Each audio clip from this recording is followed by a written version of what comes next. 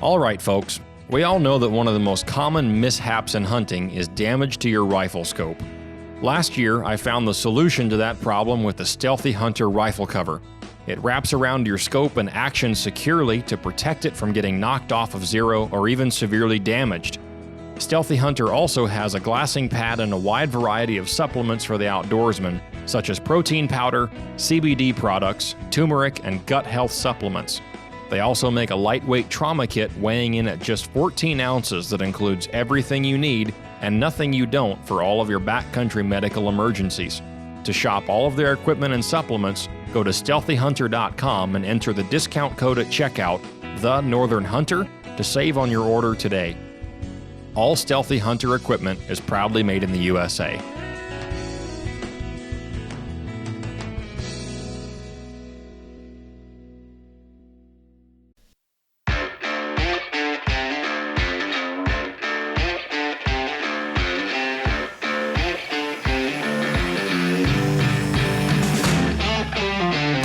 You're listening to the Northern Hunter Podcast, home of all things hunting, fishing, and outdoors in Alaska. All right, welcome back to the show, everybody. My name is James Payne. I'm Dalton Gray. I'm Ryan Humphreys. And we are approaching the time of year where there is definitely still a lot to do in Alaska or anywhere in the north, but it's a good time to look back on this year's seasons, some gear that you used, maybe some upgrades you need, something you're looking into for the future. So that's kind of what we're going to be talking about today. It's also a good time of year to look for deals. A lot of stuff going on clearance these days. A lot of, got some holidays coming up. So we'll talk about all that, how to find good deals on good gear. Yeah. We did a little bit of that in regards to entry-level gear back in the, back several episodes ago now. Yeah, a long time ago. And so, but now we're going to talk a little bit more about like the little bit higher tier stuff, where to find that at a better rate. So you're not, you get more for your buck. So we're going to cover all of that. But guys, if you like the show, make sure you're subscribing on whatever platform you're listening to us on. Give us a rating and a review. 5 stars is best. And written reviews go a long way in getting this show out in front of new people. If you have any questions, we just did a bunch of questions in the last episode. If you want yours featured on the show or just an answer in general, reach out to the social medias. If you search at The Northern Hunter on either Facebook or Instagram, you'll find our pages there, and we try to respond as fast as we can. And if you head to the website, thenorthernhunter.com, we have a nice contact button there. It gets us. You can get an email directly to us. And while you're there, we have a shop page and a partners page, both of which help support the show and help us grow and create new platforms and whatnot. So if you'd like to do that, the shop page has a bunch of merch, bunch of hats, hoodies, and t-shirts and stuff like that.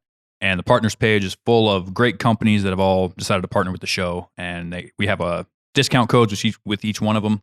So if you shop from them, use that discount code. It's all great gear that helps these companies out a lot, and it helps us out a lot in trying to bring out some more information, some more platforms, get some more gear, kind of keep this thing rolling. So we appreciate all the support, everybody. Now, before we dive too far into gear, in the last episode, we talked about a success story.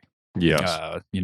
Somebody had written into the show, asked a question, listened to the show, and through that information had kind of honed in some bear hunting, and through a lot of their own research. I'm not going to say we take any kind of full credit for that, but he did credit us a little bit for that, and we appreciate it very much. It's nice to realize that we're not just talking into a mic for no reason. Right. But another success story that had reached out to us on Instagram.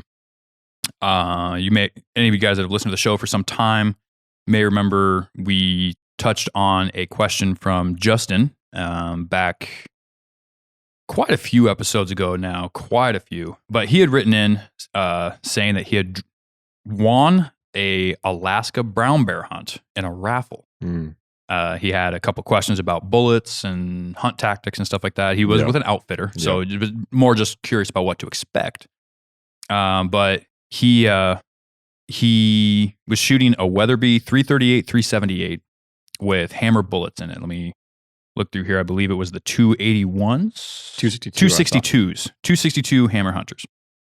Out of a 338-378 Weatherby. So that is really good bear medicine. So, but he we'd answered his question on the show, both actually written and answered on the show, but he went out on that hunt, actually made it up here, connected with the guide, got out in the field, and was successful. He got himself a very, very nice bear. I don't have any size details, but he sent a bunch of pictures. Yeah. It's a real pretty bear. Yeah. Said they saw a bunch of them. I think he said that was the 11th one they'd seen. And he was watching bears pretty much the whole, I think it was day 6. He texted me here. Day 5. Sorry, day 5 he shot the bear. Okay.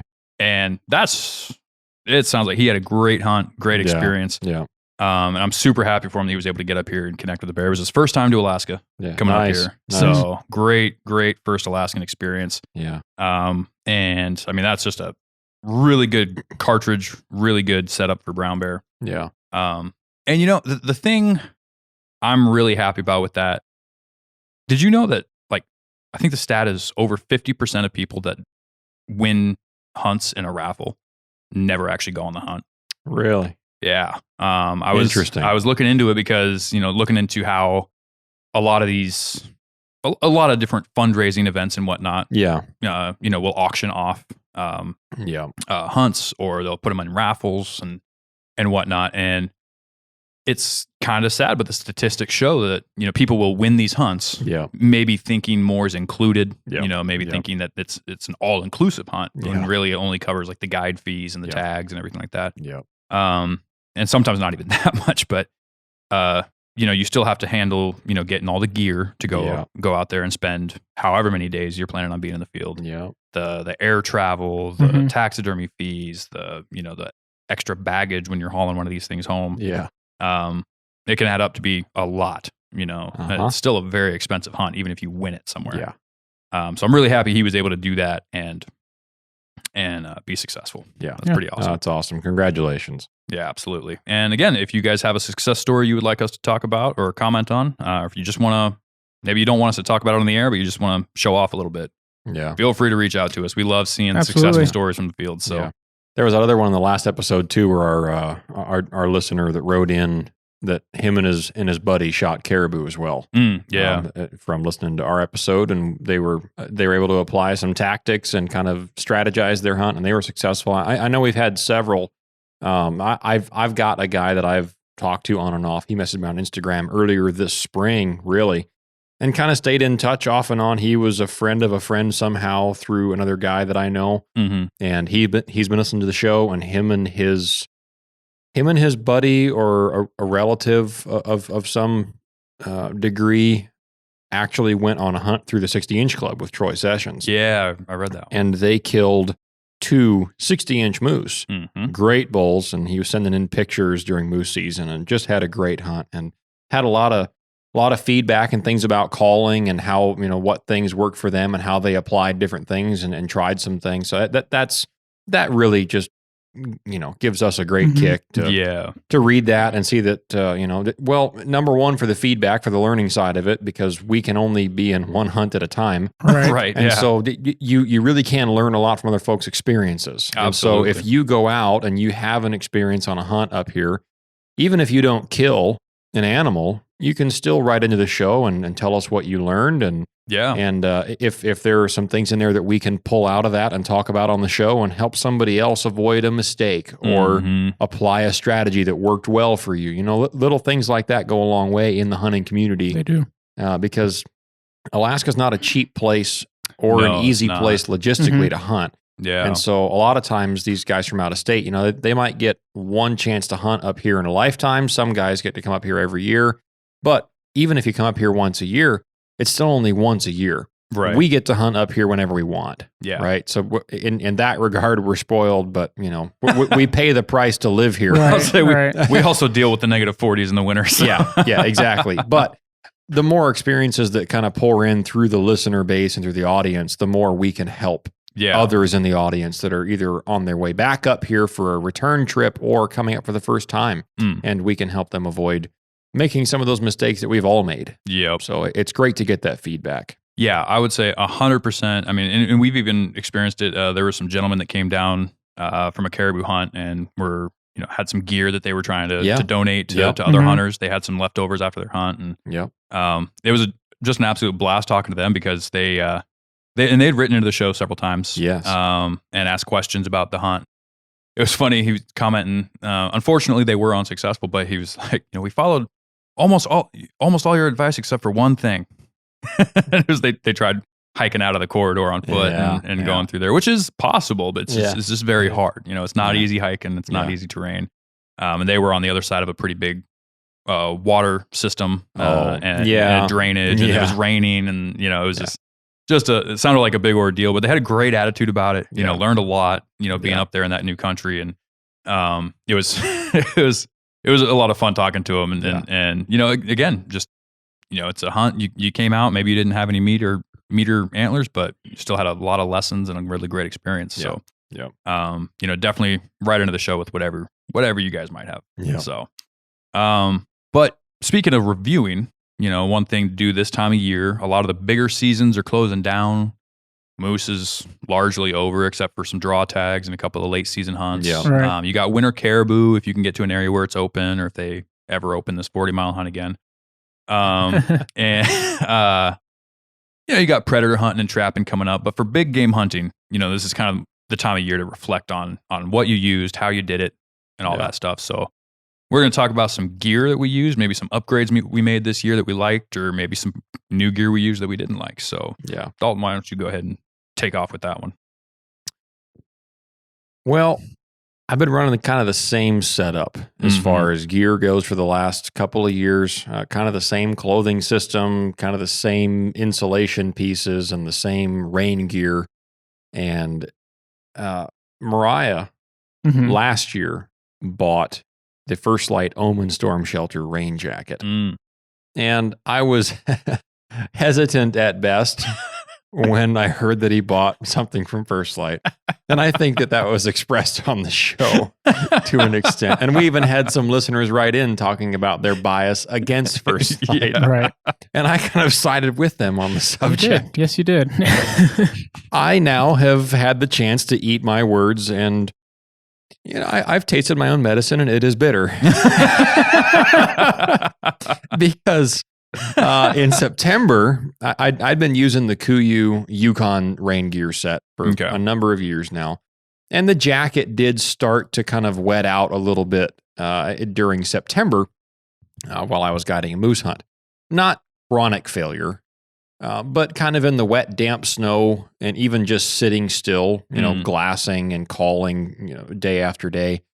As it just got wet and wet and wet over and over and over again, I would notice that it started to leak through in a few places. Not bad, and a lot better than it could have been. Gotcha. But it definitely had some signs of just wearing out, right? As all breathable rain gear does at some point. I was just, It's not a forever item. No. and for clarification, neither is PVC rubber rain gear. No. Arguably, I would say that's almost worse. Yeah. Yeah. I mean, it's tougher in a sense, but it snags on things. And when it does rip, it rips a lot. Yeah. And so the next hunt that I was supposed to go out and guide was not long after that moose hunt. And I only had about a week back here in town between guided trips. And so I got home, and I hadn't even made it back to Fairbanks yet. I was driving home.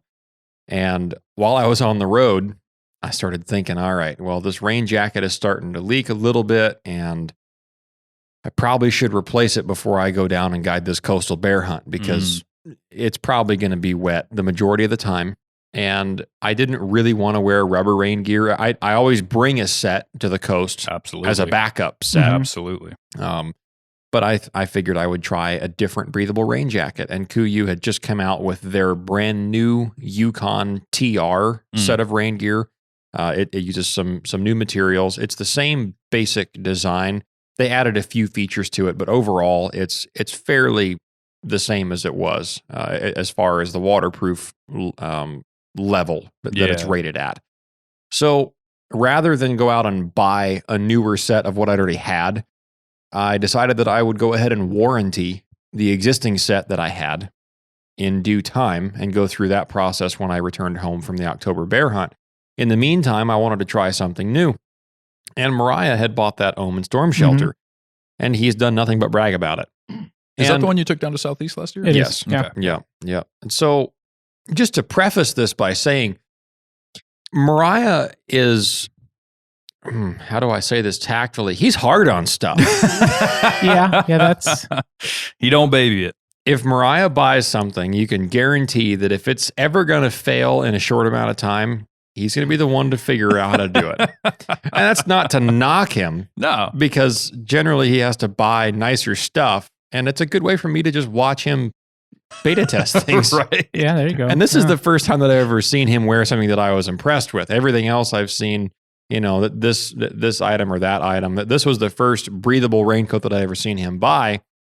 And he had read a lot into it and done some research. And I had by that point, I had seen a couple of clients that I've guided that have had those rain gear sets as well from First Light, the Omen Storm Shelter.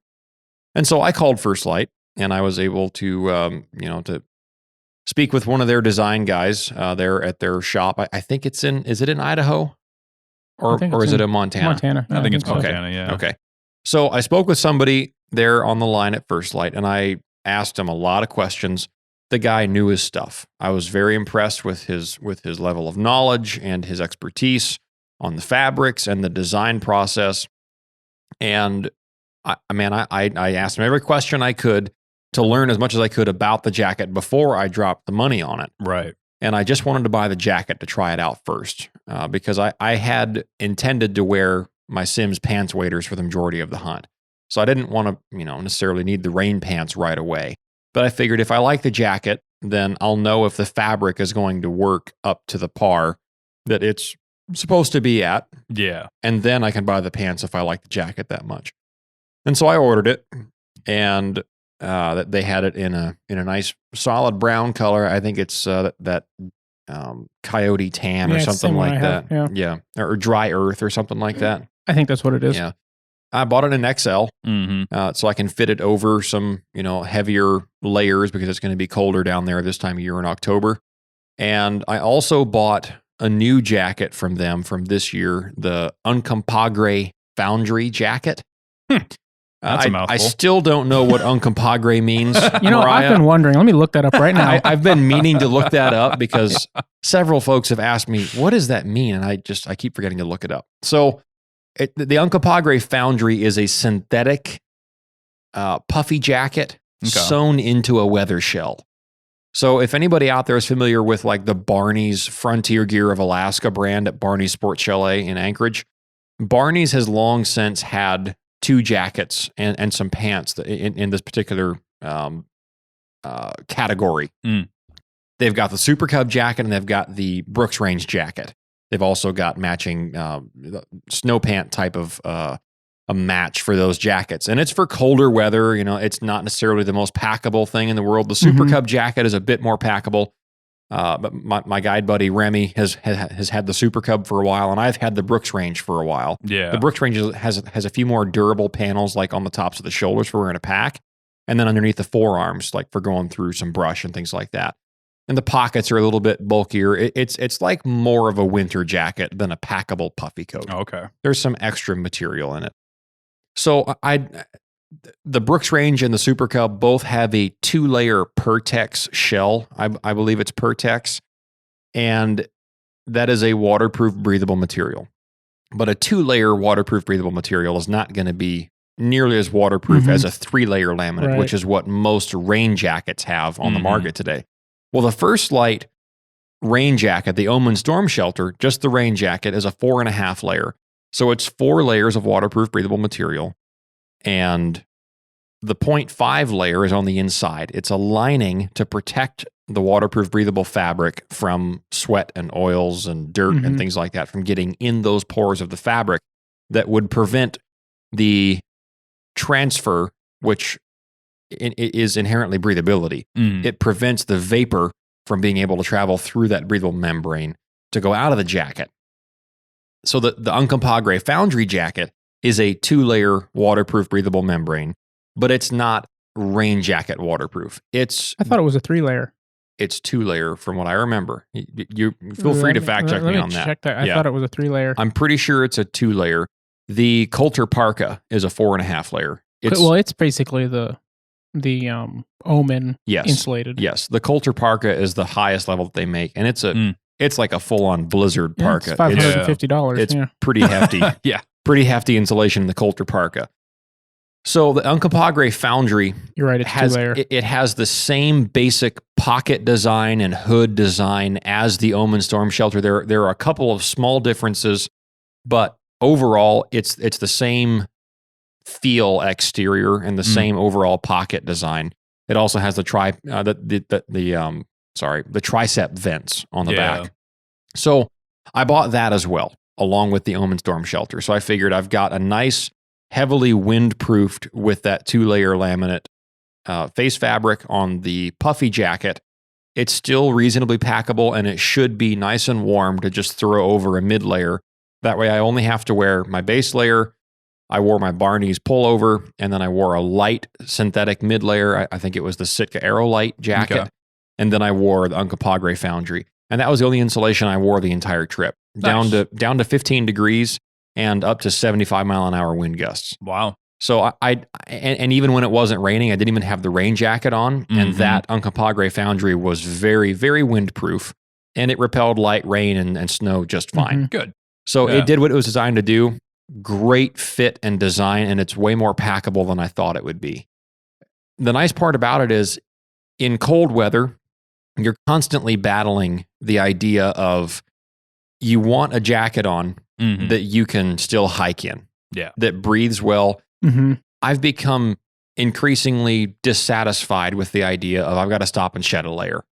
I just get so tired of that. Right. Because you've always got your bino harness and your handgun over your outer layer. And so to stop and shed a layer is a 5-minute ordeal. Right. Well, you drop your pack, you take off your handgun, you take off your bino harness, and then you take off your outer layer. And then you stuff it in your pack. And if it's raining, you got to put it in a dry bag. Yeah. Then you put your binos and your handgun back on. And then you keep on going. And you just eat up 5 minutes just to take off a layer. And it just kind of gets annoying. And inevitably, you're going to have to put it back on. Yeah. And then as soon as you stop, you got to stop and put it back on. And it just gets to be kind of a hassle. Right. So I've been trying to figure out a system that works well for me with my body temperature regulation that I know how my body works, hiking and sitting still and whatnot. A layering system that breathes well enough when I'm walking that I don't have to stop and shed a layer and just sweat everything through, but also warm enough that I can just stand there for 12 hours a day glassing and I don't have to put anything else on during that process. Yeah. So the Uncompahgre Foundry is more windproof than I think the Barney's Brooks Range jacket is. It's more waterproof, and I think it's a better overall fit, feel, and design. Nice. Now the Omen Storm Shelter, the rain jacket, that's where the real test is.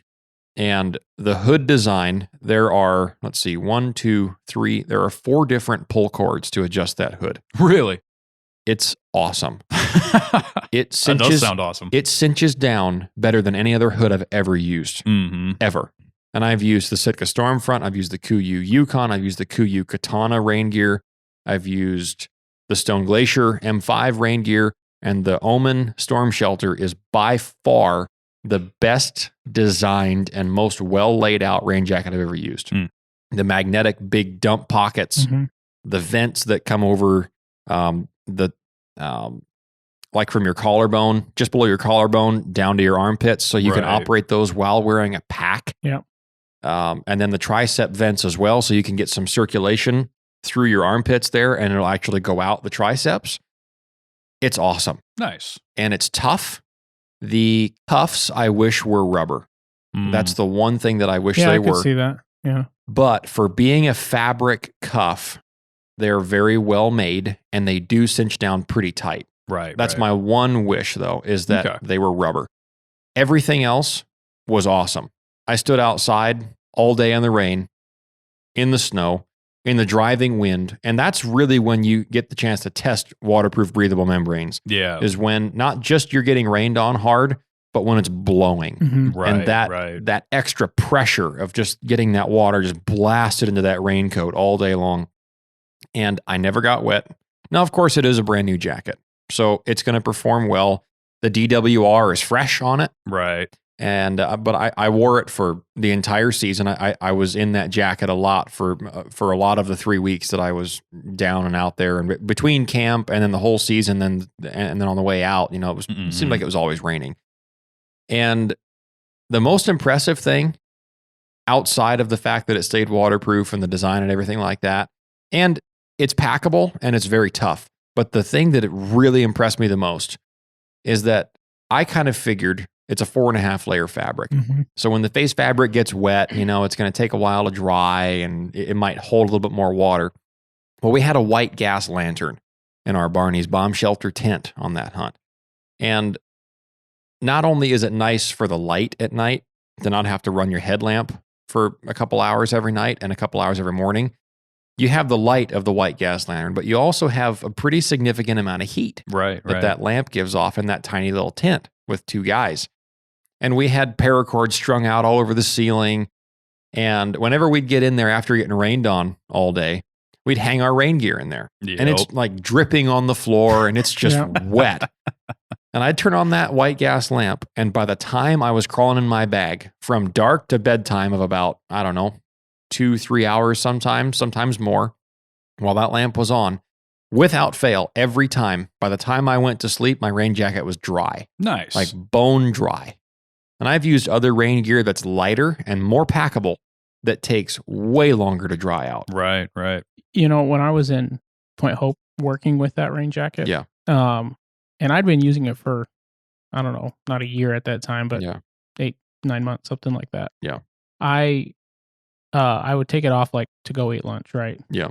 And I remember I took it off one day. It had been pouring rain all day, windy, right? Yeah. Took it off. And I left the sleeves inside out thinking, because they were the only part that was wet on the inside, because I'm working, my arms are going up in the air. Yeah. I could see where those rubber cuffs would come in. You know, my arms are going up in the air, like, so the sleeves were wet on the inside and I'd been sweating some. So there was, the sleeves were wet.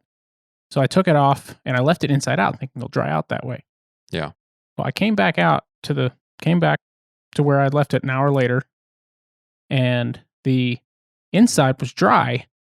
And when I turned the sleeves right side out, the outside of the jacket that I'd had inside out on the sleeves was soaking wet and dripping water. Really? Yeah. Like it just sucked that moisture right to the face. And it probably would have dried out faster had I left it right side out. Right. But I did that. And then I showed the guys I was working with, see, I mean, you know, you make fun of me for spending money on all this gear, but look at this, right? Like, right. Yeah. It's dry. All right. That was the most impressive thing about any new gear that I used this year. And I used a few different things here and there, but that was noticeably the single most impressive thing was using that rain jacket. So perfect. You know, I suppose this is time to recant my stance on First Light stuff. I've heard a few reasons as to those new designs of some of the new coats and the new pants and things that we won't get into right now. But there are some new designs and some new ideals that are going into that company. And what I'm seeing that's coming out more recently in the last year or so is the change of ownership and the new direction the company's going in. I like what I'm seeing. Yeah. And I'll be trying out more of their stuff. It's much higher quality than I've seen it in the past. Yeah. And these new design products are worth taking a look at. Well, and I like that they're even to the point of pushing back release dates that, you know, have previously been announced just to continue testing if it doesn't test perfect by the time they're supposed to release it. Yeah, so that, they do. That speaks a lot to the quality. So let's take a break real quick and then we'll keep going. All right, folks. We all know that one of the most common mishaps in hunting is damage to your rifle scope. Last year, I found the solution to that problem with the Stealthy Hunter rifle cover. It wraps around your scope and actions securely to protect it from getting knocked off of zero or even severely damaged. Stealthy Hunter also has a glassing pad and a wide variety of supplements for the outdoorsman, such as protein powder, CBD products, turmeric, and gut health supplements. They also make a lightweight trauma kit weighing in at just 14 ounces that includes everything you need and nothing you don't for all of your backcountry medical emergencies. To shop all of their equipment and supplements, go to StealthyHunter.com and enter the discount code at checkout, The Northern Hunter, to save on your order today. All Stealthy Hunter equipment is proudly made in the USA.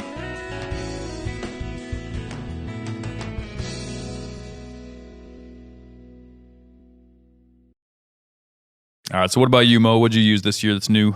I'd say, I've talked about it a little bit, but I use that chest rig from FHF Gear. Oh, Yeah, that's the biggest thing that I really used that was new. And I've used it I use it a lot for bear baiting. Yep. I used it moose hunting because didn't have a bino harness I was using currently, so I used it for binos. And for moose hunting, it worked all right. But just to describe what it is, it's like a bino harness, goes in the same position, but it's just a zipper on top. And it's wider than it is taller. Gotcha. And they've designed it with MOLLE on the front and on the bottom. I have an attachment for it it's a Rasco, made by Rasco holster that straps underneath and also straps back to the main part of the harness behind your back. So it's not flopping around. So it's not flopping around as much. Yeah. It still is a lot of weight. Yeah. I'm carrying a full size 1911. Yeah. Right. That's a heavy gun to be carrying for defense, but it's a good gun. Double World War champ. There you go, right there. Yeah. Yeah. But I really liked it for several things in the bear stand. Just having a spot for my snacks and stuff without having to access a backpack. Right. I would hook my thermocell right on it. If the bugs were really bad, I just hook my thermocell on it, especially if it was windy. Yeah. Usually I stick it under the stand, but on the foot. Oh, so I try to put it between my feet. I'll put it there, but when it's windy, it doesn't do you any good, right? Yeah, right. So I would stick it right in front of my face right there, and breathing in all the chemicals. Nice. Breathe out of the side of my mouth. So how water resistant is that harness? Not really. Yeah. So they came out with one right after they announced it right after I bought that one. They made a water I don't know what they call it, waterproof, but it's a very water resistant model. Okay. And they came out with it specifically for duck hunters. But so can you purchase just a new pouch and use same straps? I believe you can. Oh, that'd be cool. You might. I don't know if you can purchase it without the straps or not, but I think it'd be the same price either way.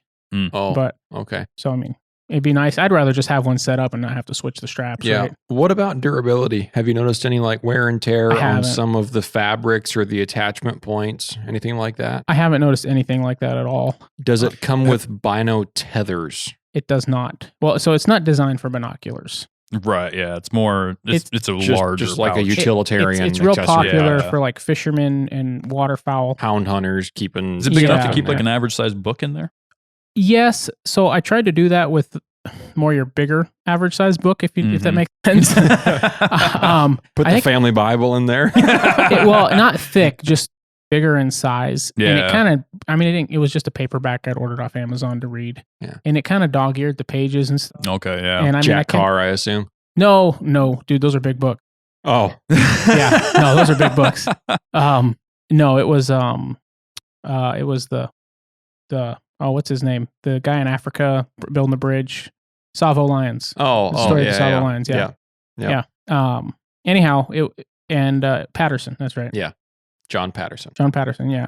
And I ended up stopped carrying it because I realized since reading books on my phone in the bear stand and trying to hunt, it's a lot easier just to read a book on my phone. It's a lot quieter. Yeah. Yep. So I stopped carrying books in it. It messes up the pages and stuff too much. Is it big enough to fit your binos and your inReach and a Windicator and stuff like that to make inside? A multi-purpose pouch? Or is it just big enough for binos? And I would say that would depend on the size of your binos. Because you've got the big ones, don't you? The 50. So I have a bigger pair of binos now. They're the Leica 10x42s. Yeah. The GeoVid Rs, right? Yeah. And they kind of take up the width and height space, but there's room in front. I was shoving my Javelin bipod in there. You can cram it. Oh, really? You can kind of cram it. So I would shove my bipod in there and a few things, maybe a few snacks and stuff when I was moose hunting. Yeah. Because I wasn't carrying binos in it when I was bear hunting, bear baiting, right? Right. They do sell a bino bucket, they call it, for a little, if you have a pair 8 or 10x32s.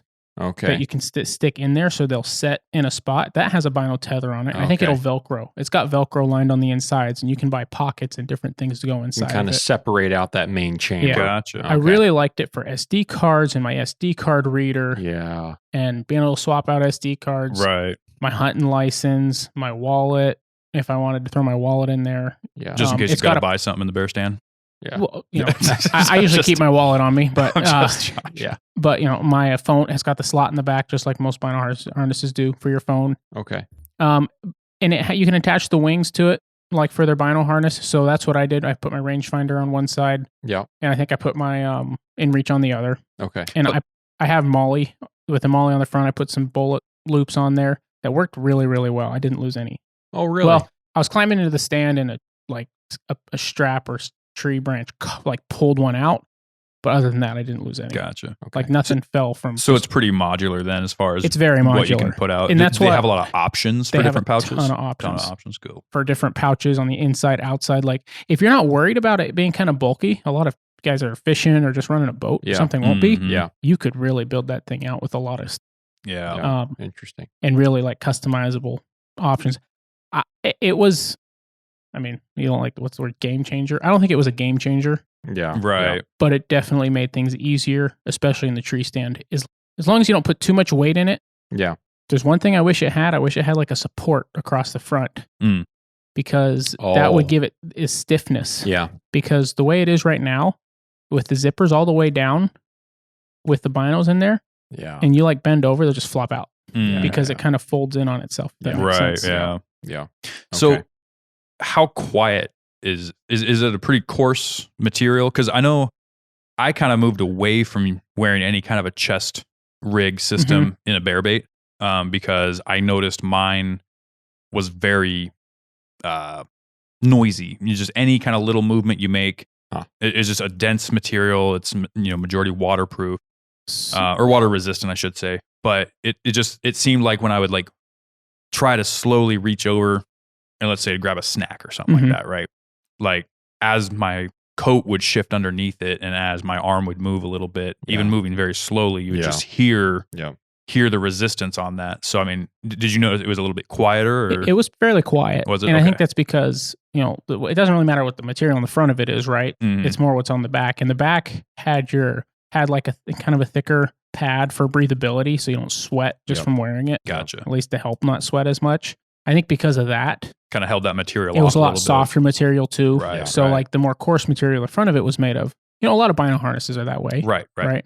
Trying to be durable and they're durable, stuff. but they'll have a pad on the back. I'm looking at a vinyl harness, that is like that. It's got it's padded and soft on the back. Yeah. Nice. I was thinking about taking it for deer this year, and I'm not going to. Yeah. I used it for moose hunting. And the kind of moose hunting I was doing, it was okay because I was just sitting so I could unzip and set up. Yep. But any kind of spot and stock or anything like that, it would suck. Might be pretty good for predator hunting. Oh, it'd probably be sweet for that. Because, when you're not moving your arms around so much, digging through pockets and stuff. Right. Wow. But, I mean, I think I threw an extra GoPro battery in it at one point. Like, nice. It's very versatile. It's got a lot of pockets on the inside. Yeah. It was nice to use. I even put my predator call, just like you would. Like you say, they actually make a Windicator pouch that you can. It's Molly, so you can put whatever you want on it. But awesome. Well, for me, I'm kind of the same way like you had said, Dalton, at the beginning. I've run the same setup for a long time. I'm kind of more old school. Kind of run the more old school setup. I'm a big fan of flannel. Yeah. So you buy some new flannel shirts. If you see any pictures of me out there, if I can wear flannel, I'm usually wearing a flannel. And I get nice ones. Oh yeah. I'm not just out there wearing any old flannel, but I think the one I have right now that I use primarily is like I think it's made by LL Bean. Yeah. My wife bought it for me, and it's got synthetic insulation liner on the inside. Yeah. So it's really, really durable and whatnot.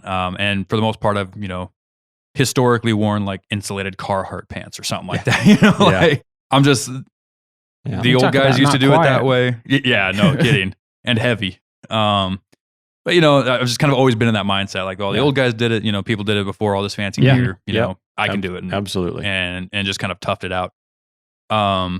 But over the years, I've slowly dove more into the modern hunting gear and stuff like that. And one thing I really did this year was I upped my my puffy game.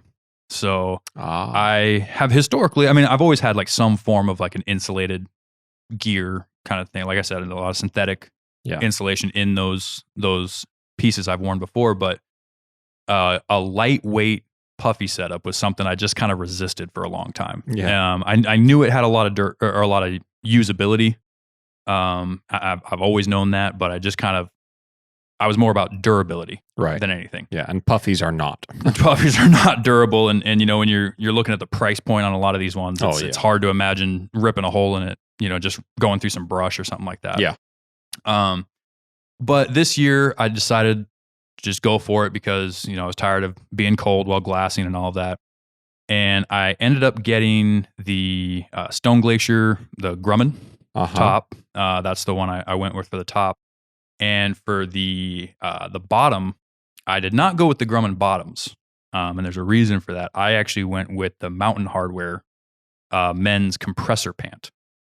Okay. And I think those ones, I got them at a local store here, the Beaver Sports.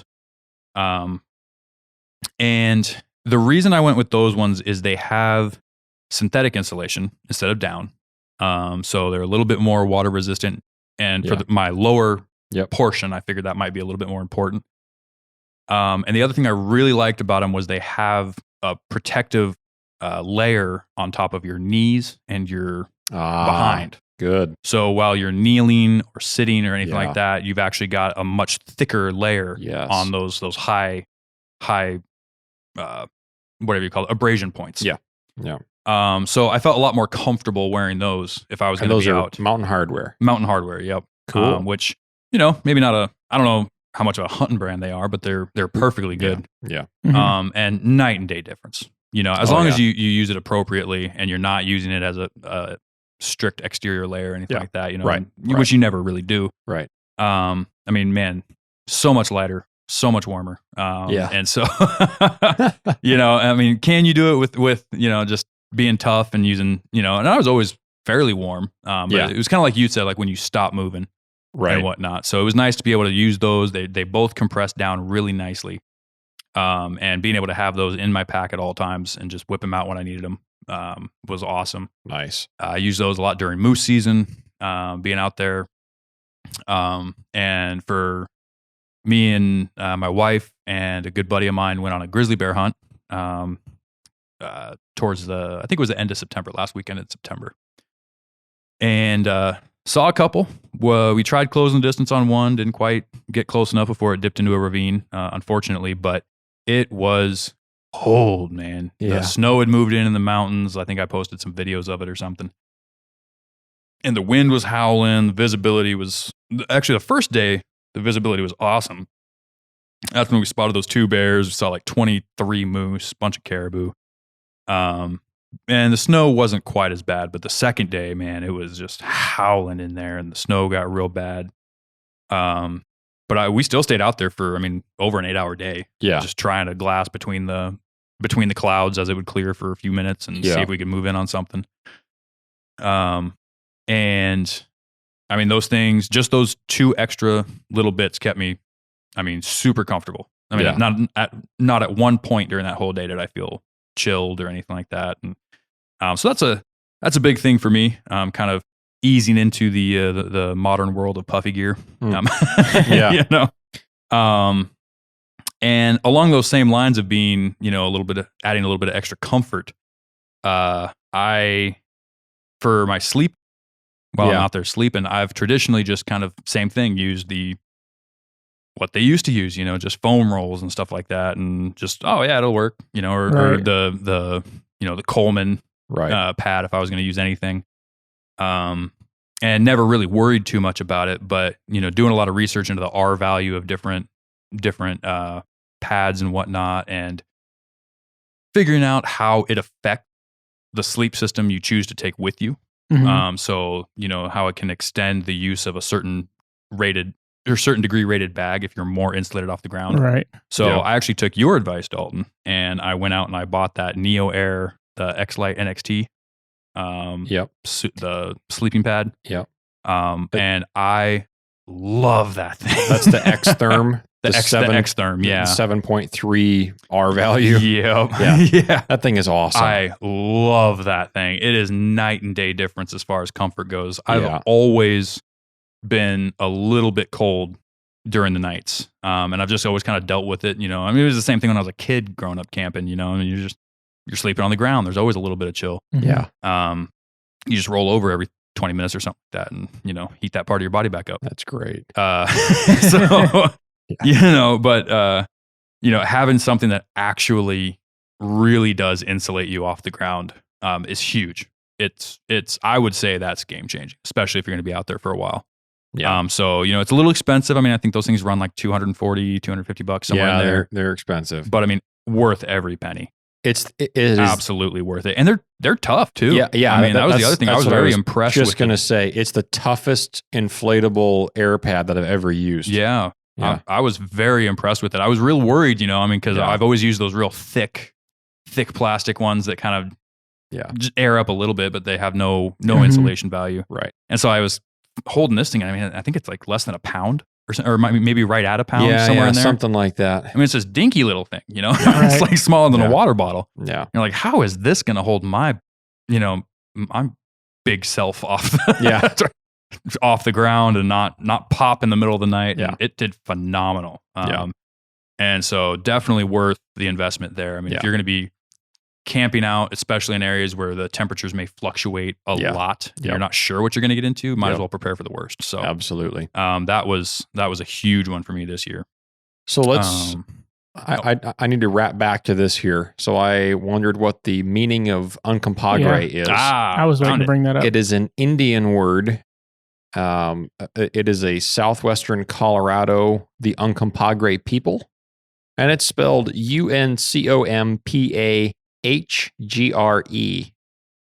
So a very strange word. Uncompahgre wilderness gets its name from an Ute Indian word, UTE or Ute. If I'm not pronouncing that right, I apologize.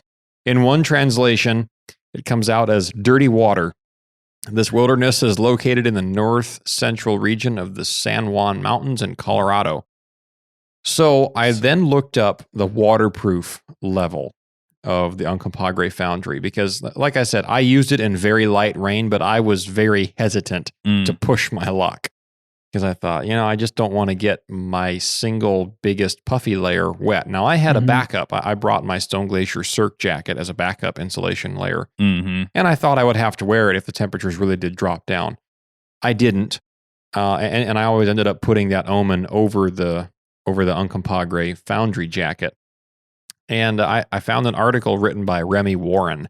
Now, Remy started working with First Light, so some people may say that this is a biased review. I've got some respect for Remy. I think he's a good dude. I've been following along with what he's done and with Tim Burnett with Solo Hunter for years, and I've always liked Remy. He's been a guide for a long time. He was a guide first, and then developed part of the Solo Hunter show with Tim Burnett, and then kind of grew into this role.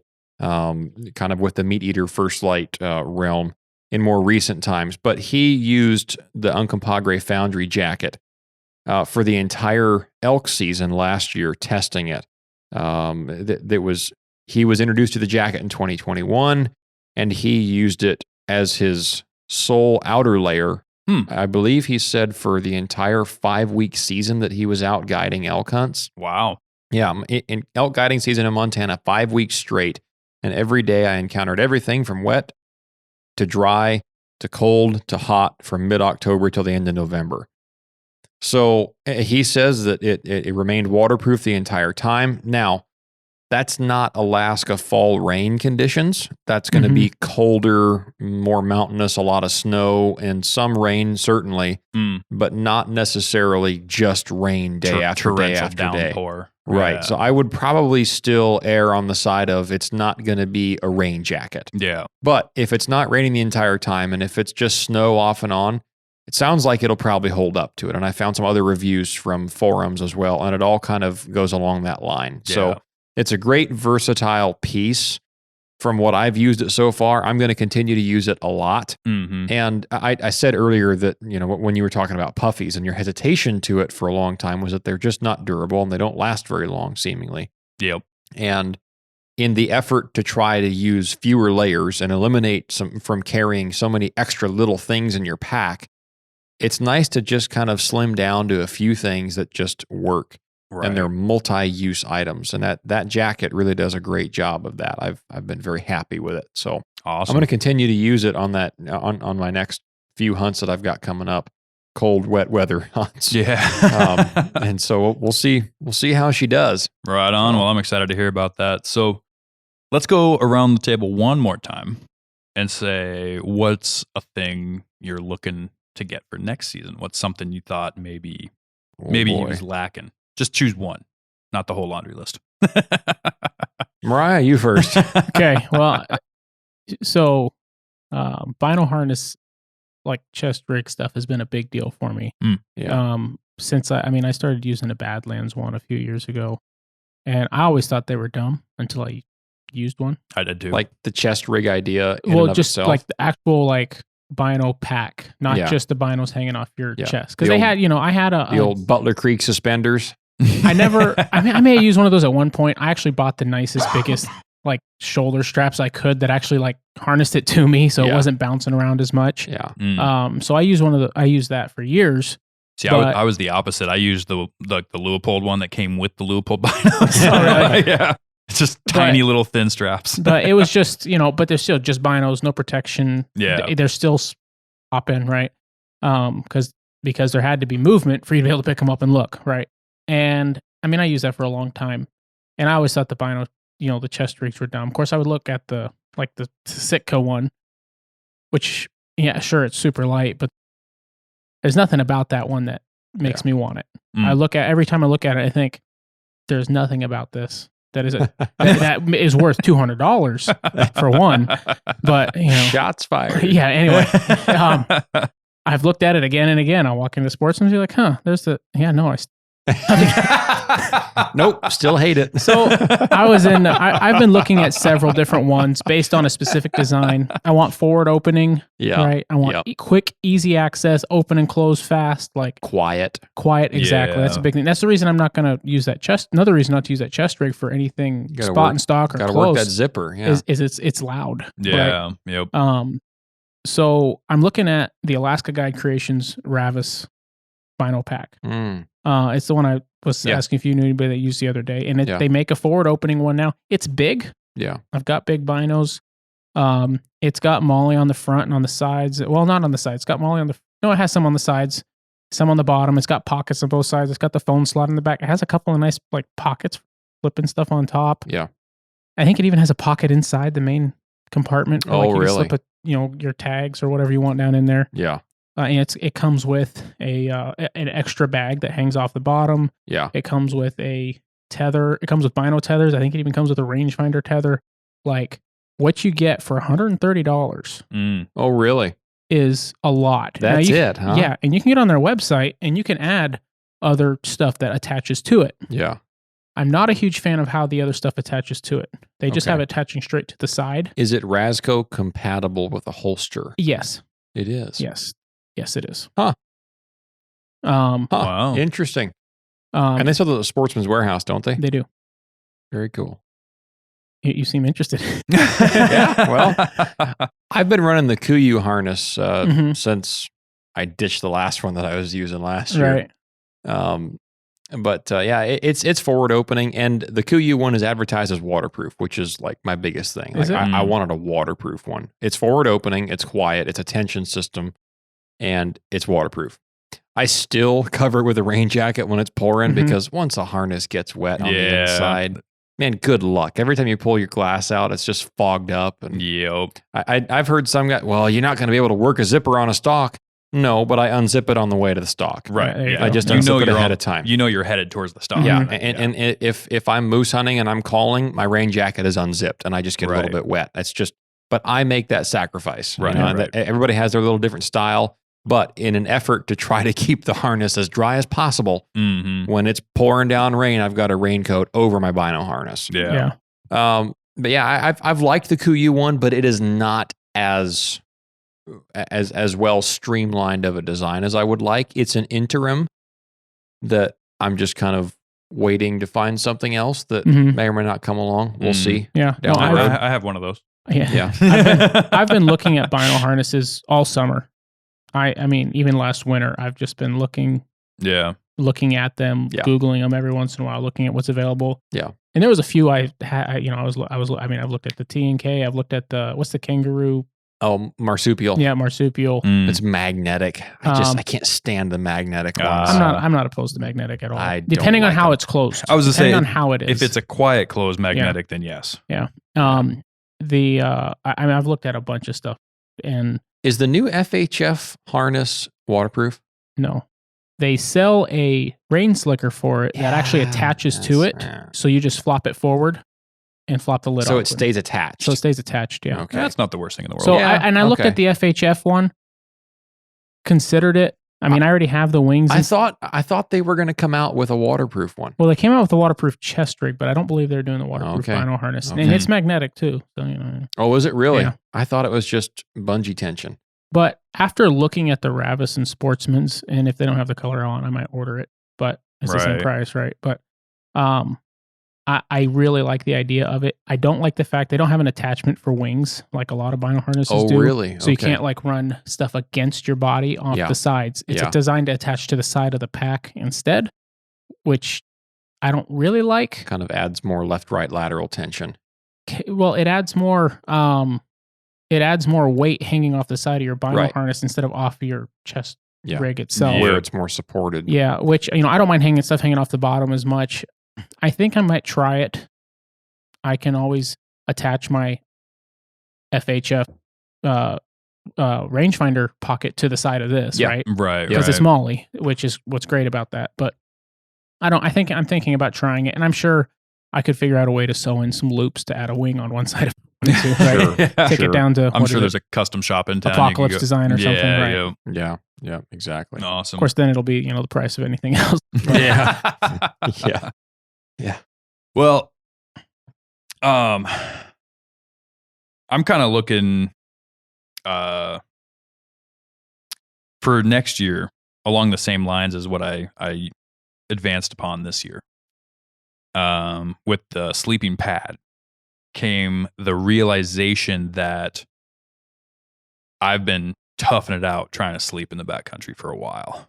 Whether it's whether it's a comfort thing or a staying warm thing, and just like with getting into the puffies and getting into a better sleeping pad, kind of opened my eyes a little bit. So I've been looking to upgrade my sleeping bag for next year as a big, that's a big priority item for me, is to be a little bit more comfortable while I'm sleeping out there. Yeah. This last year I've been using what is that? The REI Frostbreaker or Frostbreak 5. It's a 5-degree bag. And it's not a bad bag by any stretch of the imagination. It's synthetic. Okay. So it's a synthetic bag. It's a mummy style. Yeah. And it's real comfortable. Warmth wise. Yeah. It within its range, it keeps you nice and warm, but if anything, a little bit too warm. Yeah. So 5 degrees, that's a pretty cold bag. Yeah, it's a pretty cold bag. And that's kind of one of the things I don't like about it is I don't, when you get into these nice sleeping bags, I mean, you're looking at, $600 to $800 for a bag sometimes, sure. And so to have pay that twice for a 15 and a 0, just, when you're trying to hunt on a budget and, also buy a house and all this other stuff, it's not to say the hunting budget's not a big budget, but it's still the budget. And so, I think that one, I think the Frostbreak costs it's like $200 or something like that. Okay. If that, it's not a crazy expensive bag by any stretch. But for me, and the reason I went with that one specifically was not actually because of the price, but it was because it was one of the few where the large size bag actually fits a person of my size. And I've talked about that before on the show, the struggle of trying to find stuff that fits larger people. Okay. When you're trying to do more of a lightweight setup. That bag's not crazy light, but it's not super heavy either. It's just kind of a decent all around bag. Okay.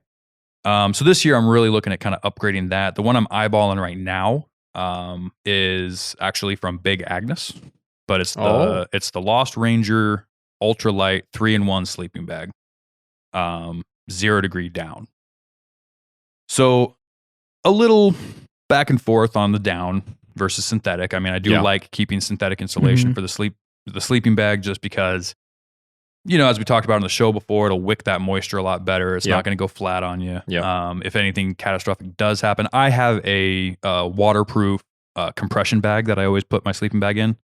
I think it's I don't know, 20 or 30 liter, something like that. Okay. It's probably a 20, but it's a full compression sack and it's waterproof. So I always try to keep my bag in that anyways. But just in case something does happen, it's not the end of the world. Now, the thing I like about the Big Agnes, is the size for one. When you get the long one, it is set up for somebody of my size. Actually, no, exactly my size, 6 foot 6 inches. Yeah. So it'll be comfortable. It's not exceptionally heavy. The large size bag with all the layers combined weighs 3 pounds, 3 ounces. Yep. So that's not terrible. Yeah. And you got to think too, I'm not like a dedicated backcountry, walk-in hunter either. Yeah. I do a lot of wheeler. I do a lot of, I'm hunting out of boats. A lot of times I'm flying somewhere. So while weight might be a consideration on a plane, space is not necessarily, right? Like, I mean, within reason, within absolute reason. Yeah. Not to say you can't be careless, but this thing packs down pretty good anyways. It is, like I said, down insulation, but it's a good, the reason I like this setup is the 3-in-1 concept. Okay. One, Big Agnes does a really cool thing with the sleep pad attachment system. Okay. So this one in particular has all 4 corners of the bag have attachment points that go onto your sleeping pad. So you're not rolling off of it. You're not kicking sideways. Okay. If you roll over in your sleep, you're just still on the pad. It's nice and centered. Yep. I think you have a Big Agnes bag. I do. Mo, but yours has a sleeve, doesn't it, that you put your thing into? Yeah, it actually has no insulation on the bottom. Right, it has right. a sleeve where you can put a sleeping pad into. Right. Okay. So yeah, this one doesn't have the sleeve. It just has like cinch points. Okay. And then you put it around the sleeping bag and then cinch it down, and it keeps it. That sounds nice like it might be a little centered. easier to. A little easier and a little lighter, I think, is why they did might that stay too. in place better that way too. Maybe, but and then again, when you have that 7.3R, sleeping pad, that comes in pretty handy. Yeah. But the thing I like about it is it's modular. Yeah. So it's a 3-in-1. You can use all 3 pieces individually or together. And only one of the pieces the inner pieces are the only mummy style setup there. So for a lot of the earlier season stuff, if I'm going out after caribou or whatnot, it's still like a 20-degree bag. Is it more of like a quilt at that point then? So it's more squared. Yeah. So you can bend your knees a little bit better. That was one problem I had with that frost break is even though it was rated for somebody my size, when I got all the way in it and I zipped it up all the way, very restricted. Okay. It was hard to get my arms back down by my waist. I was kind of just tucked in, as tight as it could possibly be. Didn't really feel like you had any kind of movement or any kind of freedom. And so that was a little restricted, which may have contributed to why it felt a little bit extra warm sometimes. But with this one, if it's a warm day, even if you bring multiple layers out to your hunt, you can strip it down and only use the certain layers you need. Yeah. Whether that's a 45-degree bag, a 20-degree bag, or a 0-degree bag. Interesting. When you combine it all together. So I like that you have that kind of modular use. Yeah. At the same price point. So you're not having to buy expensive bags for different uses. Not 100% sure on the durability. Not 100% sure if I'm okay with going strictly down for a sleeping bag. Like I said, I am a big fan of synthetic insulation. It's a little heavier, sure. Maybe not as packable, sure. Yeah. But that's not my primary concern. Yeah. I mean, I need it to be fairly light and fairly packable, but I'm not, at least I will be doing some crazy stuff, this year, but just, where my moose area is, where, things like that, I'm not. So, and the other thing you have to think about too is how long are you going to be out? That's something too. If you're not going to be out for weeks and weeks and weeks on end, and you've got the opportunity that every few days you're going to be back in town anyway, over like a 3 or 4 day weekend, you can afford to have a damped down bag after a 4-day weekend. Right. Come home, throw it in the house, and turn the wood stove up, and you're fine. It's not a big deal. It's not a big consequence, and even if you are going to be doing expedition style hunts, man, I've carried a 15-degree Western mountaineering bag for a while. for my backpacking stuff for the last couple of years, and it's great. Yeah. And I've not been always super careful about getting into it damp. Right. And it's done fine. I wouldn't want to do it often and repeatedly over and over and over again on a hunt like that where I couldn't dry it out reliably.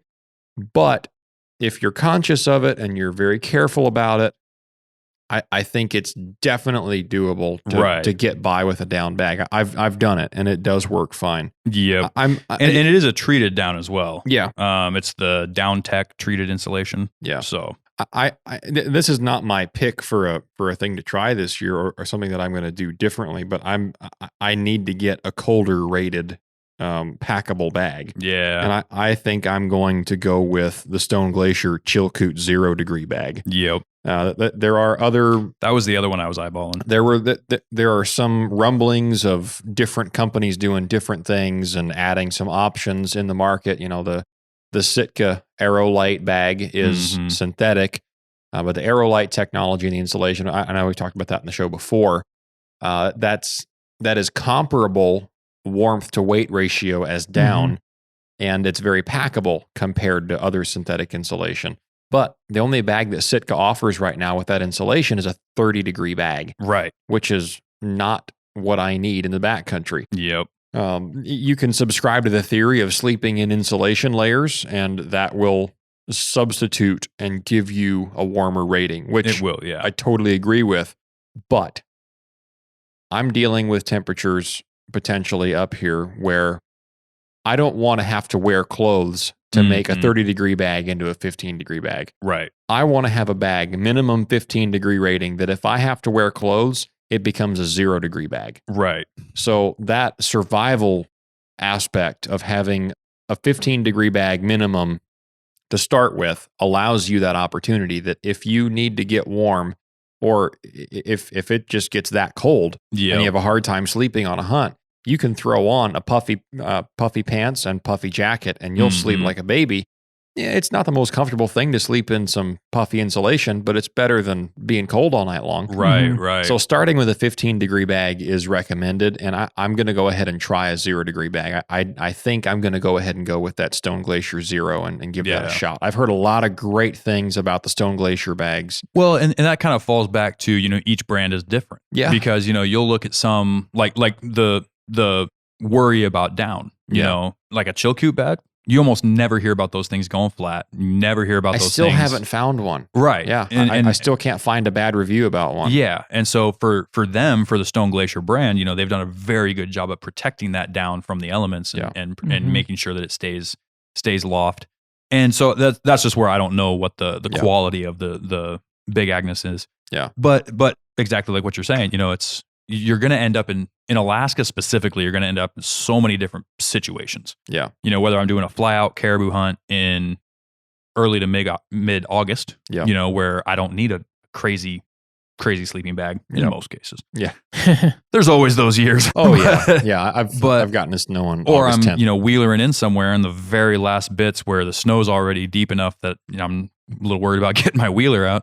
But, for a late season grizzly hunt or something like that, I want to be able to have something that can kind of go through both of those seasons and those extremes without having to worry about it. Yep. And that's kind of one of my big focuses, while maintaining the fact that I can sleep in it comfortably and not be crunched up and having to be forced into the fetal position, basically. I think the Stone Glacier Chilkoot bag, I was just looking it up just to refresh my memory on the size of it. Mm-hmm. And if I can get it to load here, it says fits up to a 6'5" tall individual. So close. So you're going to be pretty snug in that bag, it sounds like. Yeah. And such a nice thing about down is this is a 0 degree bag and it's 2 pounds, 10 ounces. Yeah. That's just so much nicer. I carried a 0 degree bag around for moose season and for this last bear hunt. And I carried around a 0 degree synthetic bag. Yeah. And it's all of 5 pounds. Right. And it takes up the bottom third of my Barney's pack. Right. It's monstrous. So I I thought, you know what? I need to just get a lighter weight 0 degree bag and then just ride the lightning. And if it gets wet and quits, then I know Stone Glacier will warranty it and I can hash it out with them. They're a good group of guys.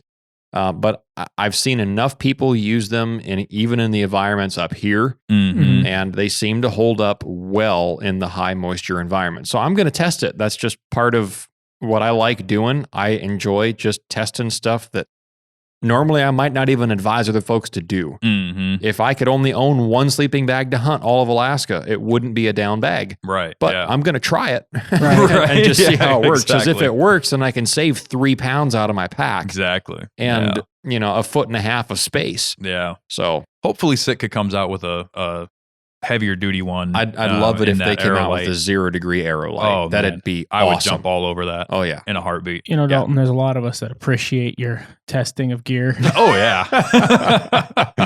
Yeah, I'm sure. Of course, it's funny because you tested a lot of rain jackets. Yeah, I did. And I asked you about your rain jackets, and then I went and bought one that you were like, eh. Yeah. That was the one gear thing that I think I've ever looked at what you had and said, man, I got to try that. Yeah. Well, you usually put the money into your gear. So yeah, well, I live in my gear a lot of the years. That's true. There you go. All right, well, Mo, let's take a break real quick and we'll dive back in. All right, folks. We all know that one of the most common mishaps in hunting is damage to your rifle scope. Last year, I found the solution to that problem with the Stealthy Hunter rifle cover. It wraps around your scope and actions securely to protect it from getting knocked off of zero or even severely damaged. Stealthy Hunter also has a glassing pad and a wide variety of supplements for the outdoorsman, such as protein powder, CBD products, turmeric, and gut health supplements. They also make a lightweight trauma kit weighing in at just 14 ounces that includes everything you need and nothing you don't for all of your backcountry medical emergencies. To shop all of their equipment and supplements, go to StealthyHunter.com and enter the discount code at checkout, The Northern Hunter, to save on your order today. All Stealthy Hunter equipment is proudly made in the USA.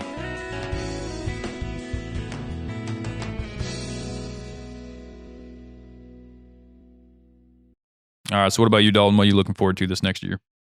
Well, for something different to try with gear, something very different from what I've been using is more wool. More wool? Yeah. I knew you'd come around someday. I am just so tired of smelling like Pigpen after a season's worth of guiding. Well, you got to get that dead downwind deodorant, man. Oh no! Yeah. No. No deodorant is better than bad deodorant after 3 weeks of no shower. It just turns into a paste that sticks to your shirt.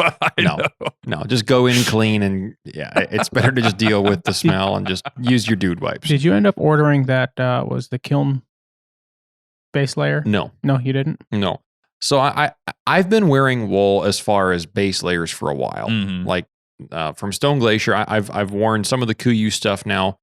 I've got the Kuiu Pro Merino 200 zip-off long john bottoms, and those are awesome. I've had those for a couple of years, same pair, and they're holding up great. I obviously wool socks, the basic things. And then from Stone Glacier, I've been wearing their merino wool short sleeve shirt. Okay. And then the quarter zip little lightweight hoodie to go over the shirt. That's like my base layer, next to skin. And that does a great job. It doesn't stink very much after, like this last hunt, that brown bear hunt, I was out there for 20 days all in all. Yep. Away from home to the time I got back and took a shower was 20 days or 21 days. So I was wearing the same stuff for the whole time. And that merino t-shirt and quarter zip pullover is great. But my mid layer, I mentioned I was wearing that Barney's pullover. I think it's the Nunavak pullover. Okay. Yeah. And they make 2 different pullovers. They're the same thing, but different materials. So they're the same, quarter zip, no hood, just a collar design, long sleeve. It looks like the same thing, but they're different colors. And one of them is Primaloft fleece and one of them is wool. And I bought the fleece one at the same time I bought that Brooks Range jacket a few years ago. And it is very warm. It doesn't, it doesn't breathe super well, but it's not meant to be high exertion layer. You're not supposed to be able to breathe very well through that. But once it gets through the middle of September and onward, I've been wearing that thing a lot as my mid layer for years now. And I burned a hole in it in the sleeve with my white gas lantern. Oh, no. Not all the way through, but it melted kind of the forearm where there's some nylon protective coating there. I smelled it first and I was like, what is it? Oh, it's my hoodie. When I was in the tent. So it didn't go through and get me in the forearm, thankfully. But I've been thinking this year that, it'd be nice to get that in a wool piece instead. And I got a wool pullover last year. I think my wife bought it for me for like a birthday or Christmas present, something like that. And it's made by Asbel Wool. And it's named after G. Fred Asbel. He recently passed away. I think it was either earlier this year or late last year. And he was a pioneer in the traditional bow hunting world, wrote a couple of books, and was always a long-time contributor to Traditional Bow Hunter magazine. And he did a lot of good things in the archery community for the trad bow community. And he had his own wool company, Asbel Wool. And I had always looked at wool as kind of a heavy, not very packable, just kind of that's just kind of dated, and it's heavy, and it's just heavy, right? I always come back to that. It's just too heavy. But it's so great. But there are a lot of instances where I'm not sheep hunting. Right. I'm not carrying a camp. I'm not moving around all that much. And I sure would like to have a couple of more mid layers and even jackets that I'm going to wear a lot hunting as warmth layers that are just wool, because then they don't stink. Right. And the wool is the original synthetic insulation, if you will, as far as its properties of being able to keep you warm when it's wet. Absolutely. It does not dry as fast as synthetic insulation does, but it does remain warm when wet. And some guys will say, well, it's a terrible idea for a survival next to skin layer to have merino wool because it takes far too much longer to dry than a synthetic layer does. I have not had a bad experience with it. It does seem to dry plenty fast enough for me. Yeah. I hunted with somebody this year that went in a river. Well, two different people, now that I just came to mind. Two different people that I talked to this year that went in a river and were wearing merino wool next to skin layers and then a wool mid layer. And they dried out in plenty of time. Yep. Once they got out of the water, got in a sleeping bag, and then drank some hot water and put a hot Nalgene in their bag with them to try to dry out. And they dried out plenty quickly. Yeah. Well, and you got to think like with modern technology and how, all of this stuff is designed for the hunting world by hunters. Yep. So with the modern blends and everything like that, you're not going to have the same problems that maybe you would have had in the past with the original wool base layers. Yeah. So there's something else since you mentioned that. Yeah. The other thing I was thinking about talking about that I was planning on buying this year was also more wool. I bought a lot of synthetic base layers based on your recommendation. Synthetic layers just dry faster. Yeah.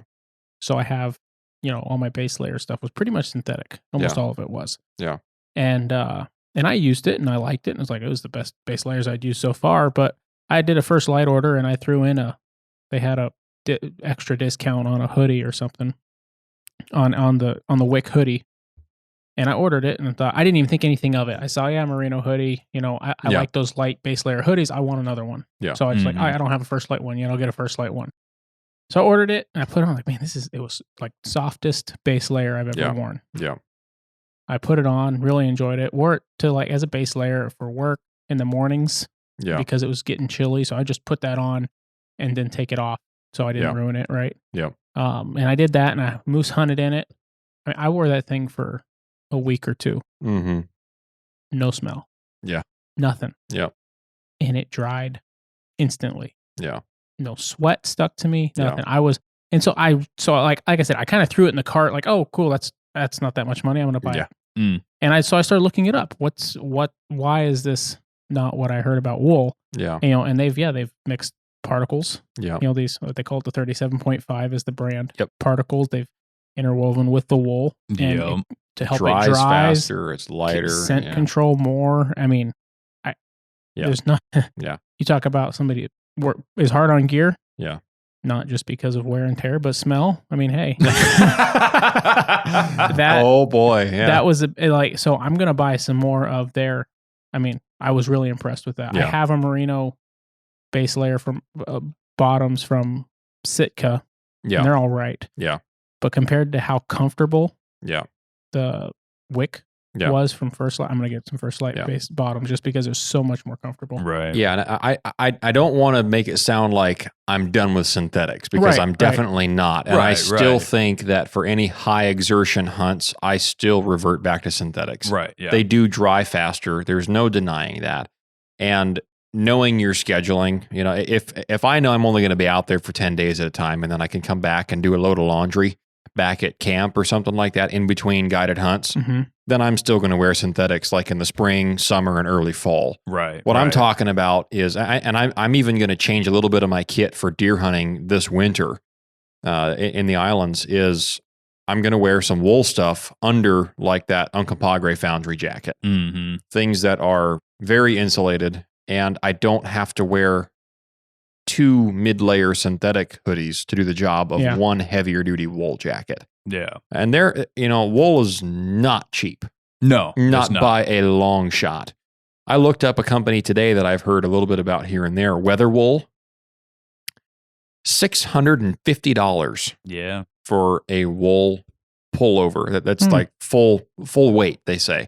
Yeah. Very expensive stuff. I don't need that. Yeah, very expensive stuff. So anyway, I do have the Asbel wool pullover. I forget what model it is or whatever you classify that as, but it's just like a big half zip pullover with an oversized hand pocket down low. Yep. And it's a little bit oversized, so you can wear some things underneath of it. I like it for the bear bait. I used it a lot this spring in the bear bait stand because I'm not hunting in the rain most of the time.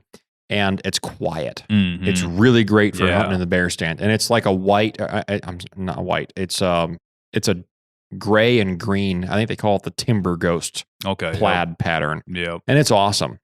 So I think I'm going to try going to more wool for not only just next to skin and long johns and socks, but also for a mid-layer pullover to wear underneath like that Uncompahgre Foundry jacket. Nice. I challenge you.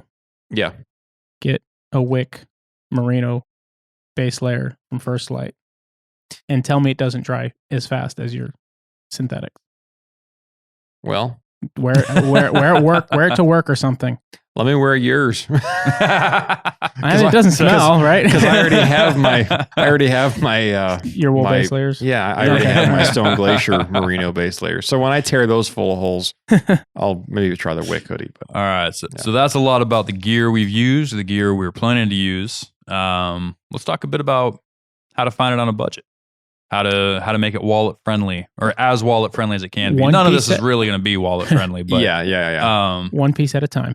That is a big one. One piece at a time, and that's part of what I've done, and part of what I advise other people to do is come up with a strategy. Yep. Figure out what you want, do the research, look into all these different things, these different benefits, maybe use a couple of pieces to figure out, which direction you want to go if you're more of a synthetic guy or more of a wool guy. But once you figure out the direction you want to go and the parts you want, and the companies you want to buy it from, set up a strategy for, this payday, I'm going to buy one piece. Yeah. Or I'm going to put half the money towards this bigger piece or, however much you can until you get that bigger piece. And then, this payday, I'm just going to buy some new wool socks. Yeah. Right. Or I'm going to buy some of this. And spreading it out like that throughout the year really makes it a lot more painless to buy nice gear. And at the arrival of whatever season you're going out for, you have a lot of nice stuff. Yeah. And it didn't hurt that bad. Absolutely. All your bills were still paid. Your kids are still fed, like everything, I mean, it's, so. Yeah, I agree. Prioritize what you think you're going to use the most. Yeah. And it may be months away from the season, but if you just start adding stuff to your cart, and you just think, I'll get this before I go on this hunt, and then you get to right before that hunt, fall to the wayside. You're going to have to be getting yourself a new credit card or something. I don't advise that, but max her out, baby. hey, it's worth it, right? Yeah. That's what they say. But the other thing with that strategy is when you know what you want, you can watch for deals. Right. We are quickly approaching the largest highway robbery marketing shopping day of the year. We are. I'm referring 2 days actually. I'm referring to Black Friday, and now what I'm told actually has a higher sale day is Cyber Monday. Yeah, it's because nobody wants to leave the house anymore. Yeah, everybody wants to. Yeah, everybody wants to shop online, which is hey, that's fine. Yep. And a lot of companies have Cyber Monday deals. You know, Monday only, and a lot of them will say Cyber Monday deals only, and then they didn't sell enough, so Tuesday we've extended our sale. I know. Yep. I see that every year. Well, that's for the people that were gonna buy it and then forgot. Yeah, right. Exactly. I can get it now, and they know that. But the thing to look for is all of those sales are available starting this month. Yeah. You know, a lot of those companies will run the sales longer than just Black Friday. Sometimes for a week sometimes for a week, But they'll announce what's going to go on sale. Yeah. You can get a and brochure. What the price is going to be, whether it's on the website or through an email listing or something like that. And when you have that strategic list of what you want to buy, you can start comparing and figuring out, okay, this, you know, I mean, heck, if you have a laptop or your phone these days, I mean, copy the link to that exact page where that sale is going to be, put it in a note in your phone. And then when it comes time and you know you got the money and it's on sale, boom, hit that link, just buy it. Yeah. I'm going to mention again, I mentioned this before, but if you have a Onyx Elite membership, they have a partnership with First Light. And let me just see what the sale is right now. But you just go to your Elite benefits list and you know, and you just can click on and see. And I bet you like around Black Friday, they're going to have some kind of special deal there. Yeah. No, that was the wrong. Yeah. Well, and I think Go Hunt for our Go Hunt users, they've got a pretty nice merchandise system too. Well, Go Hunt sells gear. Right. That's what I mean. Yeah, you can go there, and a lot of times they'll have a lot of merchandise that's on sale as well. That's true. And so, and then with each purchase, you build points, and then you can use those points, and it's a whole system that you can work into your strategy there. Yeah. So they have First Light. Onyx partners with First Light, so you can check there for sales. And they also partner with Lacrosse. They have 20% off. I didn't know they partnered with Lacrosse. Oh, really? 20% off select boot style. So I don't know what boots those are. I need a new pair of Alpha Burley Pro knee boots. Yeah. Yeah. 800s, 1600s, 800s. I just bought a new pair of 800s too. Oh, did you? Really? Yeah, and they're so nice. I've had mine for like things. 3 or 4 years now. You know, and this is not to dog Muck Boot by any stretch, but I had a pair of Lacrosse for 5 years. Yeah. That worked flawlessly. The only thing that broke was the strap, the little cinch strap on the back of your calf. Yeah. Other than that, no leaks, no cracks in the rubber, no breaks of seals, no nothing. And I used those when I was a cable guy, gaffing telephone poles. So, I mean, that's a lot of abuse. You know, you literally have a metal bar across the arch of your foot. You're climbing up telephone poles.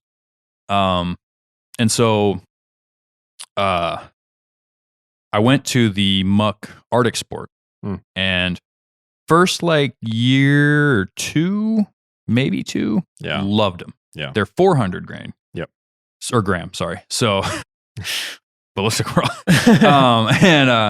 So, you know, they're not quite as warm. Right. But that's almost nice for a lot of the spring seasons here, early fall, things like that. You're not sweating as bad. You can add layers if you need a little bit extra insulation. Yep. But they just wore out so fast. Yeah. You know, after a couple of years, they got holes poked in the side. The upper part of the boot started getting less waterproof. I noticed I couldn't walk as deep into water. All those neoprene holes. And so I went back to Lacrosse. I got the 800s recently, and man, they're comfortable. Yeah, I've had the same pair of 800s for several years now. I've deer hunted in them. I've guided in them. I eventually ran a stick through one of the sides of them. Later on this year, and thankfully it was right at the end of the of the season. And my foot's a little damp. And You're right. Found the spot where I apparently jammed into something and poked some kind of a hole. So nothing's impervious. It is time. I also have to buy a new pair of Lacrosse hip boots too, because that's what I'm deer hunting in this year. Yeah. No cold feet for this guy. Right. No more Sims kidding. pants. Oh boy. That's the only 2 things I remember from that hunt are the exhilaration of shooting a deer and cold feet. Yeah. Get out of the boat and run up and down the beach. All right, do jumping jacks. You got to do something. It's the only time I forgot about my cold feet was when I was Yeah. Man, that was just tough. getting into the deer. Yeah. Back to the hip boots. Yeah. But that's the thing. So yeah, if you want to get, all of these deals, they'll start announcing them this month. So keep an eye out for that. You can make a plan. Mhm. The other cool thing with this time of year is, there's still a lot going on in the lower 48 with elk seasons and stuff like that. Yes. But towards the end of those, you're going to start seeing a lot of clearance sales. You're going to start seeing a lot of end of season sell-offs. Yep. And then of course, they're just trying to get rid of, whatever extra inventory didn't get sold during the season. So you can find a lot of great deals there. So if you have a favorite brand, say you really love Stone Glacier gear, you really love Crispy Boots, or you really love, whatever brand. Yeah. One good way to find out about that stuff is, one, check the website regularly, but two, if you sign up for their email listing, a lot of times they'll send that stuff out in their email listing, and you'll get a notification saying, Kuiu has been doing a ton of 60% off certain items, and you might not always get to choose the color you want, but if you're especially in their outlet as they're bringing in new models of stuff, right? Yeah, but if you're okay with wearing, and all of their colors are good for something, and so it's not like they have a lot of bad colors. It's not like Kuiu doesn't make enough different camo patterns, right? So they might only have 2 that are on sale because those 2 didn't sell as much. But if you're willing to wear what everybody else didn't want, then absolutely, you can get a 60% off. That's a great deal, and it still functions exactly the same. A tip I will add to that is if you are looking to get into more apparel, say you want to buy from Kuiu or Sitka or Stone Glacier or First Light or fill in the blank, but those are the big 4, right? Sure. Stone Glacier and Kuiu and Sitka for sure, they all release their new products for the year early on after the new year. So if you are thinking about something that you're looking at, okay, and you think, well, I want this jacket, but I'd like to see if they come out with XYZ improvements, right? Wait till after the new year. Right. If you can wait till the next hunting season, then you're not in a hurry. Don't go out and buy something just because you think, well, I've got to have it. Yep. Well, it's just going to sit in your tote, and you might wear it to church on Sunday or wear it to a wear it to a company Christmas party or something. Right. And just because you want to wear your new jacket or something. But if you have patience, you can wait till the new catalogs for the new year comes out, and they will release all of their new products for the new year, usually within January, February timeframe. I don't know when First Light releases all their new stuff for the year. Like I said, I haven't followed along very closely. I'll be paying attention to it now that I'm looking for them to fill a few gaps in the lineup that I can see. And I see some places where I'm sure they will add some items to compete with other industry standards from different companies. They're going to have to. They tend to right now they're doing a real good job of it. Yeah. And if they keep on that course, it's going to be impressive to see what they can come out with. I'm sure it's going to be good if it's at the same standard of the stuff that I've used so far. Yep. So that's just kind of my hot tip, if you will. Just have patience, hold on to your Christmas bonus or whatever, and just wait till all the new gear for the year comes out. And like James, you already said, once that new product line comes out, whatever preceded it that they have overstock of is going to go on major clearance sale.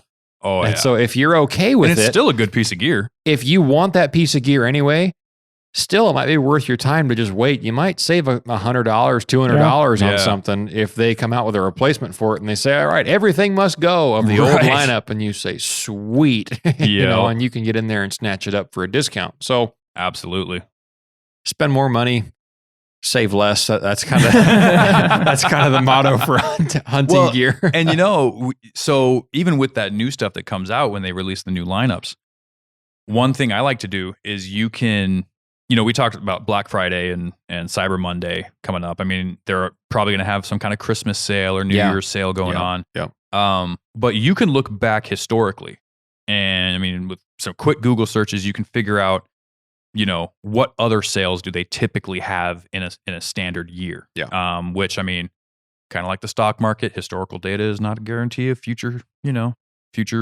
success. Yeah. If they've pretty traditionally had, let's just say, a President's Day sale. Yeah. You wouldn't think about it, but a lot of these companies have massive President's Day sales. Yeah. Labor Day sales, Memorial Day sales. All of these days in the year typically coincide with giant sales at a lot of these places. So if you can look and you want these pieces of gear, but you don't need them right now. Yeah. Like you said, either you're waiting for the new piece, or maybe the season's a little farther away, but you've got the money set aside. You can buy it. Look historically what kind of sales are coming up. Yeah. And strategize it that way to where you're looking for those pieces with every single one of these sales. And a lot of them are days you wouldn't even think of. Yeah. It really is. The most obscure holidays that you're like, well, I'm not getting a day off work that day. Right. Right. Yeah. Only the post office is off this day. But yeah, and that's another thing with email lists. I mean, I hate to sell email lists. I know they spam a lot and they send a lot of stuff. You have to give KUIU credit. It's probably the best saturated marketing program you've ever seen in the hunting industry. But you're going to get those alerts on your phone saying 60% off, 40% off. Just go into your email and click a hit word and KUIU sale. And then look at how many sales they had the previous year. What holidays did they have sales? So you kind of know what to expect. So First Light usually has sales more based around seasons. Okay, yeah. They'll have a sale on whitetail gear for a week before whitetail season opens. Because that's when people are looking for gear. They need to add an Alaska spring bear. Yeah, I mean, whitetail's a big one for them. They'll do a Western hunting thing too. Yeah. I mean, they'll do a waterfowl. The problem is, I think turkey season down there is around the same time as spring bear here. Yeah, well, I was just going to say the problem is all of the fall preceding sales for the lower 48 happens after moose season. I know, us, right?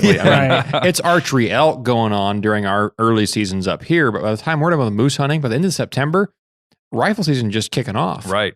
And so all these preceding sales, oh great, it's winter time and it's going to be 0 degrees on Halloween here, and our fall is over and guys are just getting ramped up down there. Right. Well, they'll be hunting until Christmas. And that's, it's like 0 degrees up here, getting close to 0 degrees up here. There's snow on the ground. I think we just got 6 inches the other weekend, or 4 inches, something like that. Yeah. And I went to Hammer's website to look at a couple things, and on a big banner, it's hunting season in Montana, shipping delays may happen. Yeah. And I'm like, man, you guys are so far behind. I know, we're already jumping into predators because it's there's already ice fishing huts out on the lakes. I know. Yeah, the pond behind my house, I'm already walking across it and everything. Oh boy, you brave soul. Yeah. But yeah, no, it's something to keep an eye on, but that's something too. I mean, there's going to be sales depending on what part of the country you live in. There might be sales for other seasons in other areas that happen to be very popular. So keep an eye on that for sure. Yep. Now, Dalton, you'd mentioned in long time ago now, not really a long time ago, but episode wise, about some websites that were pretty good for discount gear. What were those ones, and do they carry the nicer stuff, or is that more? I think you mentioned that in the entry level gear. Yeah, Camo Fire carries a lot of stuff. That's what it was. It does tend to be. I would say probably a little over half of it is not going to be like the upper echelon of quality of gear. Yeah, they do occasionally have like a Sitka item, or I see Sitka pretty often. Though it's usually like one size. Yeah. Like a very specific size pant in one camo, or so it's They say you just watch it. Camo Fire updates every 24 hours. Yeah. Okay, gotcha. Yeah, so, Camo Fire is a good one to look at for discount deals. I think that's probably one of the main ones that you can really find. Yeah. Well, and also the other thing you can do that I've noticed with a couple of those things is like Black Ovis. Yes. Has a lot of discounted gear stuff. Yeah. And when you compare, I mean, some of the Black Ovis stuff is a little bit cheaper. I know they do have some expensive items. Yeah. But kind of like me getting those Mountain Hardwear pants. Yeah. They're not as expensive as, say, the Grumman pants are. Yeah. But I would say they're every bit as warm. I would expect them to be. I don't see a need to go above and beyond. And in fact, I looked at those and found they had an extra feature I liked. and wanted, which over was the Grumman pants, the knee protection and the posterior protection, the extra density layer there. So anything that's going to be, coming in contact with rocks or sticks more often. If you want like one centralized place to shop higher quality gear, everything from boots to water filtration to tents to sleeping bags to clothing to optics, go to Go Hunt Gear Shop. Yeah. And Go Hunt has literally everything on the spectrum. It's fantastic. Any company that sells in the retail space is at Go Hunt. Yep. For the most part. And you'll find special sales there too. Yeah. And Go Hunt seems to always have a sale. I know at the time of this recording, I got an email yesterday and today that Sitka was 20% off. Yeah. Website wide. Nice. So yeah, they have stuff all the time like that. And they're constantly phasing out because they have such a large inventory. They're constantly phasing out last year's products to bring in the new models. And so they've always got stuff recycling through there.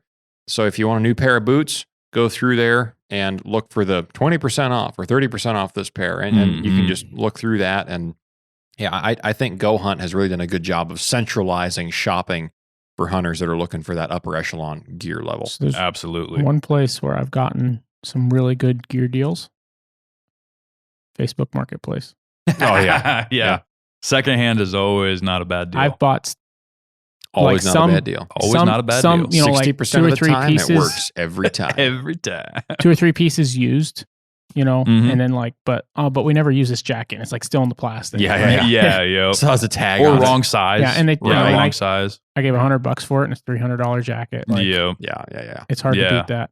Yeah. I was looking at Camo Fire right now. They've got a bunch of Black Ovis stuff.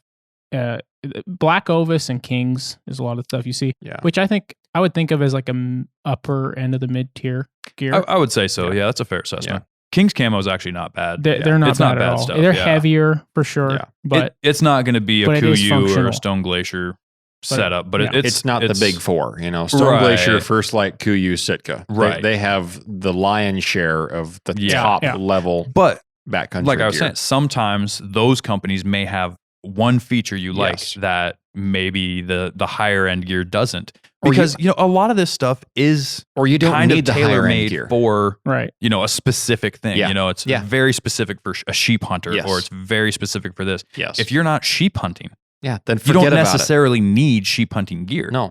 Not to say it won't work and it won't be lighter and easier to carry and more packable, but exactly. You can get away with buying $150, $200 pair of puffy pants rather than a $400 pair of puffy pants. Yeah. And it might even be a little bit more durable. Yeah. So keep that in mind too. You don't have to wear the nice fancy logo just for the clout. It's it looks good. Yeah, it's great. And all of the stuff, the thing I like about those big four is they put a ton of time and ton of research. Yeah. Not to say these other companies don't, but you just know for a fact. Yeah. The products they're putting out have been field tested oftentimes for years Yeah. and perfected every step That's of the way. because they know we are suckers and we buy new products every year. And we pay them a lot of money to do it. Yeah. The last thing I'll bring up as far as finding deals and whatnot, is that if you are a individual who has a reason to get a discount in any reasonable place, right? Say, if you can go to Sportsman's and get a military discount, or you are a first responder, or you're, in the medical field. Yeah. Those kinds of discounts are not strictly for in-store purchases. Not all of the groups, not all of the companies have discounts available. And sometimes when they do, they're very limited on who they give it to, whether it's, if they have a military discount, it might be specifically for active duty. If they have, any kind of an outfitter setup or something like that, it has to be a very specific set of regulation or of qualifications. Yes. But it is something to look into. And to kind of investigate. Maybe you'll be able to get yourself something with a little bit, a little bit for sure cheaper price. Yeah, save your hard-earned dollars. Even 5%. That adds up when you're looking at gear in this price range. Yeah. So it's something to look into. It's something to take advantage of if you have the qualifications for it. I mean, you've earned it. Yeah. You through your work, through your service. Yep. So don't miss out on that. Sure. Yeah, absolutely. You guys got anything else? I think that'll do it for I me. think that's, yeah. All right, guys. Well, we're going to wrap this one up. If you like the show, subscribe on whatever platform you're listening to it. Leave us a rating and a review. That goes a huge way in helping us reach more people. We'd love it if you guys support the show through the shop page, buy some merch, or go to the partners page. A lot of our partners are also going to have, special sales coming up. They've also got, Black Friday deals, Christmas deals, President's Day deals, all of these different deals, and so you'll be able to go there and grab some gear, whether it's through Stealthy Hunter or Hammer Bullets or 60-inch club. 60-inch club. Yukon River Knives. And, even if they're not running their own specialty sale, you can get a great discount by using the code The Northern Hunter, or in Beta 907's case, TNHP. Yep. At discount. All of those are listed right under the links if you search the partners page on the website, or if you look in the show notes of this show. So we really appreciate all the help. We're trying to grow this thing as fast as we possibly can, but honestly, we're moving at your rate, so you'll decide. That's a good way to put it. So we really appreciate it, guys, and thank you for listening. Until next week, get out there, get after it, and good luck. See you there.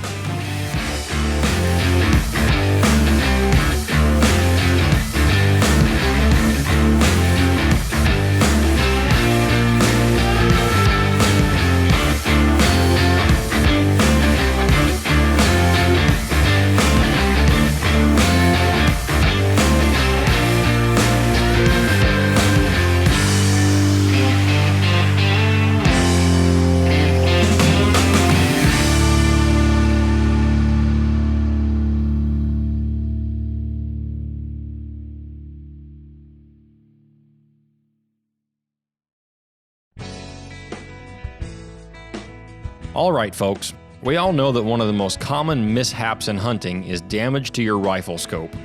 Last year, I found the solution to that problem with the Stealthy Hunter rifle cover. It wraps around your scope and actions securely to protect it from getting knocked off of zero or even severely damaged.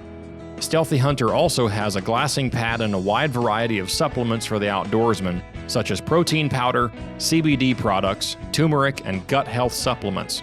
They also make a lightweight trauma kit weighing in at just 14 ounces that includes everything you need and nothing you don't for all of your backcountry medical emergencies.